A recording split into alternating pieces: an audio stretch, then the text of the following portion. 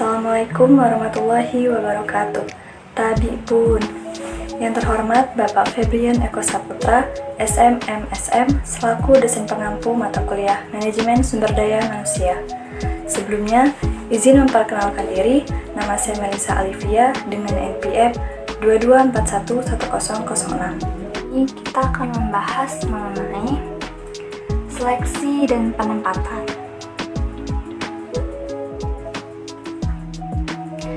Pertama yaitu pengertian dari seleksi.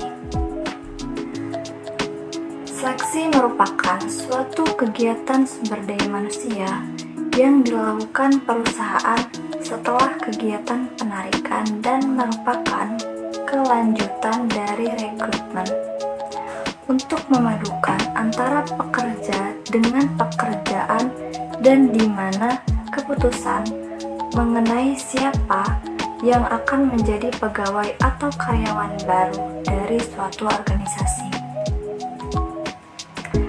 Kemudian seleksi juga merupakan kegiatan lanjutan dari rekrutmen yang sudah dilakukan sebelumnya. Artinya, hasil rekrutmen yang dilakukan perusahaan kemudian dipilih untuk menentukan mana yang layak atau memenuhi kualifikasi yang diharapkan atau memenuhi persyaratan yang telah ditetapkan. Kemudian yang berikutnya yaitu tujuan seleksi. Yang pertama, untuk membantu perusahaan membuat keputusan tentang individu yang memiliki karakteristik yang paling memadu dengan atau memenuhi persyaratan jabatan atau pekerjaan yang dibutuhkan. Kemudian yang kedua yaitu memastikan bahwa calon pekerja yang ditawarkan dan perusahaan secara keseluruhan yang memungkinkan mereka dapat membuat keputusan yang tepat untuk bergabung dengan perusahaan atau tidak.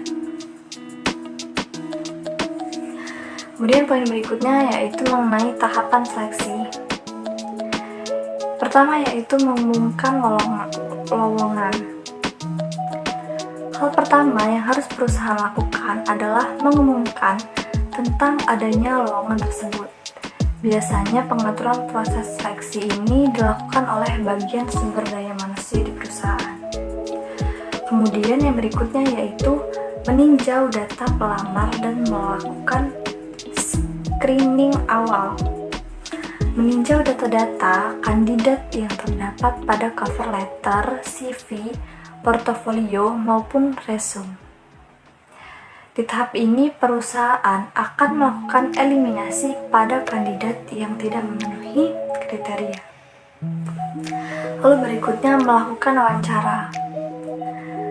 Penggunaan metode wawancara dilakukan agar kemampuan pada calon kandidat bisa digali lebih jauh, salah satunya yaitu kemampuan berkomunikasi. Kemudian yang berikutnya yaitu melakukan seleksi akhir. Pada tahap ini biasanya bagian sumber daya manusia perusahaan akan memilih dua teratas. Pilihan kedua akan dijadikan cadangan bila pilihan pertama tidak bisa menyelesaikan tahap seleksi, baik karena mundur ataupun alasan lain. Kemudian yang berikutnya yaitu jenis tes seleksi karyawan. Yang pertama, tes kognitif. Tes kognitif ini merupakan cara untuk mengukur kemampuan kognitif seseorang. Kognitif sendiri adalah aktivitas mental yang berhubungan dengan persepsi, pikiran, memori, dan pengelolaan informasi. Biasanya tes kognitif terdiri dari uji kemampuan verbal, spasial, dan numerik. Kemudian ada tes kepribadian. Tes kepribadian atau personality test ini merupakan cara untuk memperoleh representasi mengenai kepribadian seseorang, meliputi karakter, sifat, hingga sisi emosional calon karyawan. Kemudian yang berikutnya yaitu tes psikomotorik, di mana tes psikomotorik ini berkaitan dengan pengukuran keterampilan, kekuatan, fisik, dan ketangkasan calon karyawan dalam bekerja. Kemudian tes karyawan, tes wawancara. Pada tes wawancara, jenis tes yang paling umum dilakukan dalam proses seleksi. Pada proses ini, penguji akan menggali informasi lebih dalam secara langsung kepada calon karyawan. Kemudian selanjutnya yaitu mengenai penempatan. Di mana pengertian penempatan di sini merupakan suatu rekomendasi atau keputusan untuk mendistribusikan para calon pegawai pada pekerjaan yang berbeda-beda berdasarkan suatu dugaan tentang kemungkinan-kemungkinan dari calon untuk berhasil pada setiap pekerjaan yang berbeda. Atau mungkin juga penempatan kerja dapat mempengaruhi kinerja karyawan karena merupakan faktor penting yang dapat menghasilkan pendayagunaan sumber daya manusia yang optimal bagi perusahaan sehingga dapat tercapainya tujuan perusahaan.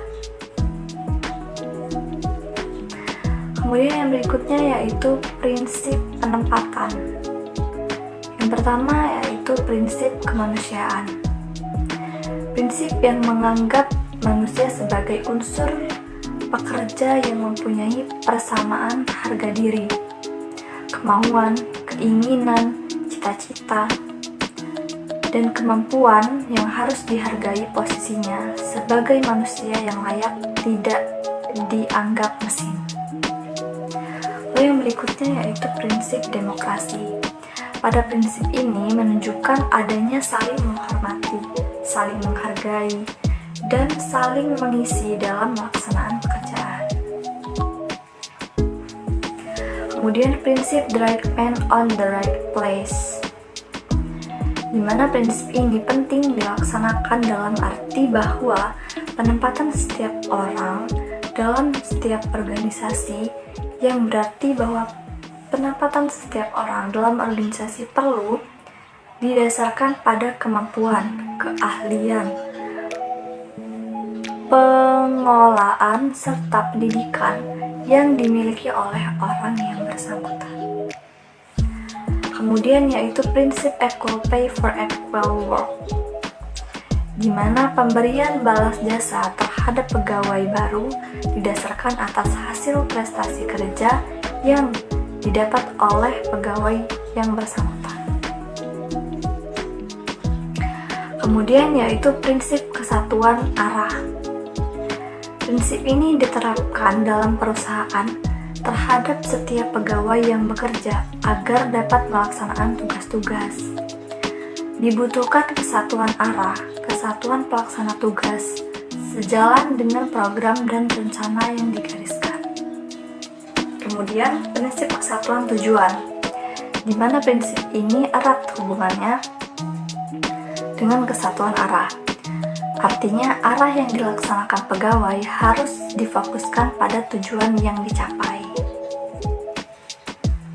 Kemudian prinsip kesatuan komando, di mana pegawai yang bekerja selalu dipengaruhi adanya komando yang diberikan sehingga setiap pegawai hanya mempunyai satu orang atasan. Lalu kemudian prinsip efisiensi dan produktivitas kerja, di mana prinsip ini merupakan kunci ke arah tujuan perusahaan atau organisasi. Mengapa? Karena efisiensi dan produktivitas kerja harus dicapai dalam rangka mencapai tujuan perusahaan. Nah, teman-teman, itu tadi adalah sedikit penjelasan terkait dengan materi yang sudah saya sampaikan. Semoga dapat dipahami dengan baik dan bermanfaat untuk kita semua. Kurang dan lebihnya saya mohon maaf. Saya akhiri. Wassalamualaikum warahmatullahi wabarakatuh.